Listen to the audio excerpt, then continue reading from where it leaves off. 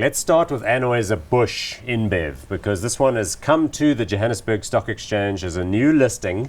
It's a global operator that incorporates assets in Europe, Stella Artois and those kinds of brands, in the United States of America, where some years ago it bought Budweiser, which is probably the largest Anheuser Busch part of the empire. And then it also owns assets in Latin America, things like Corona, because it bought Modelo.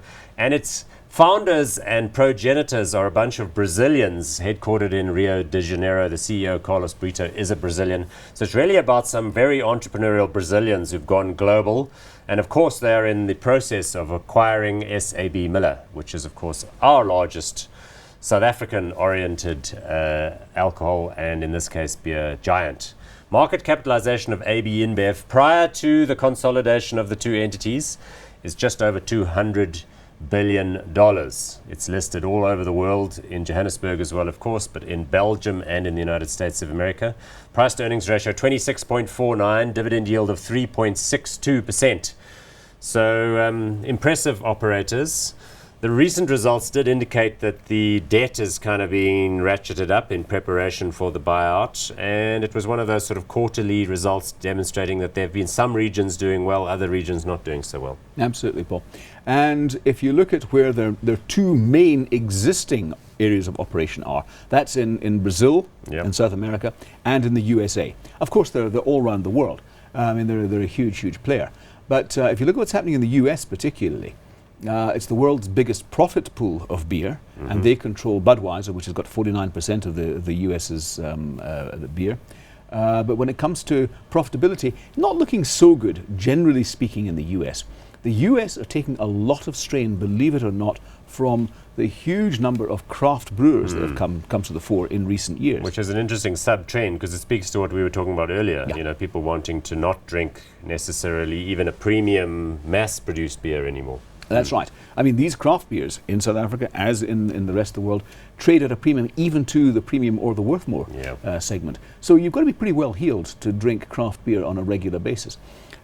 AB InBev's forte is producing good mass-produced beer, and they produce some very good quality brands. I mean, brands that we haven't really seen in this country properly yet, other than from third parties, things like Stella Artois and Beck's, for example.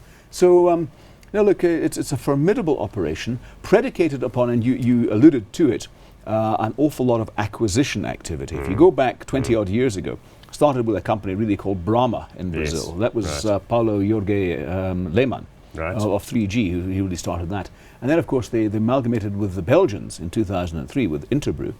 And now the rest is history. But the acquisition trail really is quite phenomenal. Which is quite a hard thing to do. I mean, to buy well, not overpay, and then integrate operations globally and make sure that the savings and the sort of synthesis benefits of the combined entity are duly realized, because it's easy enough to sort of become global and to get sloppy. So if and when they close the deal with SAB Miller, that's their next challenge, of course, is to swallow up the debt, service that in due course, extract the efficiencies. We know that there are real benefits between the two, and that there are overlaps, and that largely the overlaps are being resolved by way of sell-offs. We'll talk about that in a minute. But one final question about AB InBev. What about the Brazilian market? I mean, I can understand that they're having a political crisis and that their economy is not looking too flash, but why did they stop drinking beer? That seems very poor on their part. No, look, they're not going to stop drinking beer, but the rate of growth at which they consume the product is probably going to diminish somewhat. Look, the Brazilian economy is in a real mess. Last year declined by 3.8%, of similar proportions this year. Their president is going through the impeachment process. I mean, retail sales, if you look at a retail sales graph in Brazil, it just goes one way, and it's down from left to right. So it's a crisis which is kind of not just a sort of oh dear, we'd better tighten our belts kind of crisis. It's a crisis like where everyone's going a bit crazy. It's the worst economic crisis they've had since the 1930s. But again, what it's going to do is going to demonstrate that AB InBev, because of their huge geographical spread, is able to mitigate that risk. So in your view, once the deal is done, and I'm assuming it's going to get done because they've raised all the money and they're getting all the necessary approvals, except from the idiotic South African competition authorities who can't seem to get their house in order and get the job done quickly enough. Small pause, moment's silence. But Having assumed they can get that out the way, then, and the deal goes in, are you going to be hot on this? I mean, let's have a look at the share chart. I don't even think we did that. That's the AB InBev chart in America, the ADR, the code BUD, which is always quite fun. But of course, you can buy them here in South Africa where they sit at around 2,000 rands a share. Would you be buying them? Are you going to suggest to your clients that they do the switch out of SAB Miller? There are two aspects to this company that we like. One is the defensive qualities that you mentioned, the fact that the companies in this, institutions in the States are bending over backward to lend them money because of that defensive nature.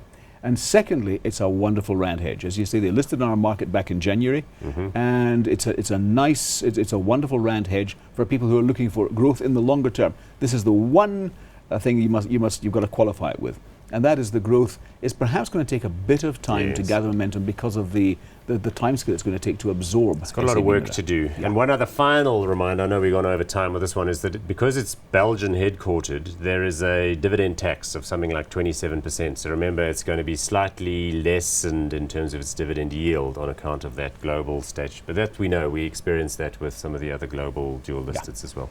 Okay, so I'm inclined to go hot on this one. Sounds as though you're leaning hot. Definitely hot. Right, good. So we got hots on those.